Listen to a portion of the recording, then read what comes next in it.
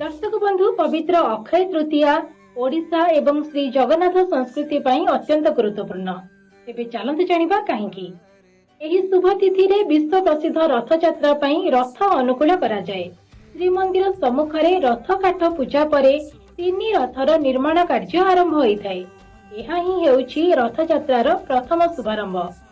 एही दिन ठारू महाप्रभुंकर प्रसिद्ध चंदन यात्रा मध्य आरंभ हुए। दीर्घ 21 दिन धरी महाप्रभु नरेंद्र पुष्करिणी रे चाप खेलती। ग्रीष्मरु रक्षा पाइबा पई श्रीजीव को चंदन एवं कर्पूर रे सर्वांग लागि करा जाए।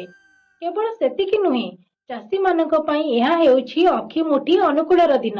एही दिन ठारू चाषी माने बिलरे शुभ बिहन पुणी चाष कार्य आरंभ करिथांती। दर्शक बंधु, आम संस्कृतिर एही महान परंपरा को जानिबा एवं अन्य मानक जणाइबा आम समस्तंकर कर्तव्य। तेबे आपण मानक जदि एही भिडियोटी भल लागि थाए ताले लाइक करि दियंतु एवं शेयर करंतु। जय जगन्नाथ।